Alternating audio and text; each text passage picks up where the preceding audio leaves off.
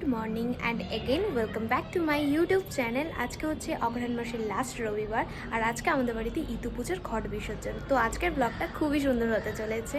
সকাল সকাল আমিও স্নান করে নিয়েছি, কারণ অনেক কাজ টাজ করতে হবে।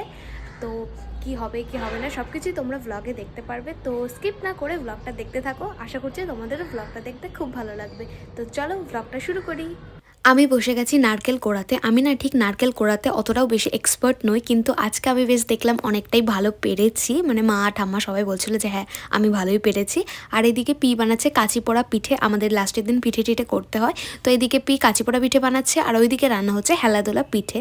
আমি করছিলাম, ঠাম্মা সব জিনিস দিয়ে দিচ্ছিল, আর আমি বসে বসে এখানে অপেক্ষা করছিলাম যে কখন পিঠেটা মানে হেলাদোলা পিঠেটা ফুটবে, কারণ ফোটার পর ওর মধ্যে আর যা যা জিনিস দেওয়া সেগুলো দেবে। আমি রেসিপির ভিডিওটা শ্যুট করেছি, তো একটু টাইম লাগবে, বাট আমি তোমাদের সাথে শেয়ার করে দেবো রেসিপিটা। এইদিকে মা আর পি ঠাকুরের ভোগ গুছিয়ে নিচ্ছে, আর এই যে হেলাদুলো পিঠেও কমপ্লিট হয়ে গেছে। ঠাকুরের ভোগ গুছিয়ে নেওয়ার পর মা আর পি ইতু পুজোর যে মন্ত্রটা সেটাকে বলে ঘটে জল আর ফুল টুল দিয়ে নিল।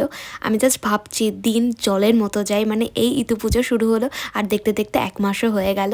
তারপর পি বসলো ইতু পুজোর ব্রতর বই পড়ার জন্য। আমিও যেহেতু একটু বই পড়া শুনবার জন্য হাতে একটা দুব্বো নিয়ে বসে পড়লাম।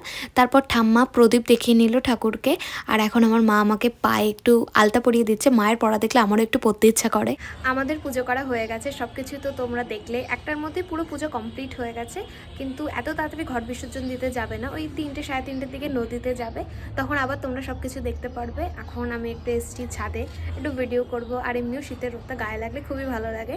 তো তোমাদের সাথে আবার পরে দেখা হচ্ছে। নিজের আলতা পড়া পা দেখতে আমার ভীষণই ভালো লাগে। ছাদ থেকে নিচে এসে একটু প্রসাদ খেয়ে নিলাম। আমি যেহেতু সকাল থেকে না খেয়ে রয়েছি, তো মা আর ঠাম্মা বললো যে আমাকে প্রসাদ খেয়ে নিতে। এখন মা ঘটের চারপাশ দিয়ে ফুল দিয়ে নিচ্ছে। এই সর্ষে ছোলা বুট দিলে যে লম্বা লম্বা গাছগুলো হয়, এগুলো আমাদের অন্যবার প্রচুর হয়, কিন্তু এবার এত ইঁদুরের উৎপাত হয়েছে যে সর্ষে ছোলা বুট দেওয়ার সাথে সাথে ওরা নিয়ে খেয়ে নিত, আর ওইগুলো খেয়ে নিলে তো গাছ হবেই না। তো আমরা এখন চলে এসেছি নদীতে ঘট বিসর্জন দেওয়ার জন্য। নদীর জলে একেবারে ঘট ভাসিয়ে দেয় না, নদীর পাড়ে ওই কাঠ মতো বসানো রয়েছে, ওর উপরে ঘটগুলোকে রেখে দেয়। তো প্রথমে পি রাখলো, তারপর এক সাইডে মা রেখে দিল, আর ঘটের উপরে আমাদের কাঁচি পোড়া পিঠে দিতে হয়।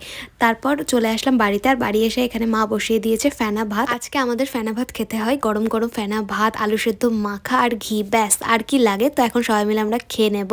আমাদের সবার খাওয়া দাওয়া হয়ে গেছে। আমি এসেছিলাম ছাদে জামা কাপড়গুলো তুলতে।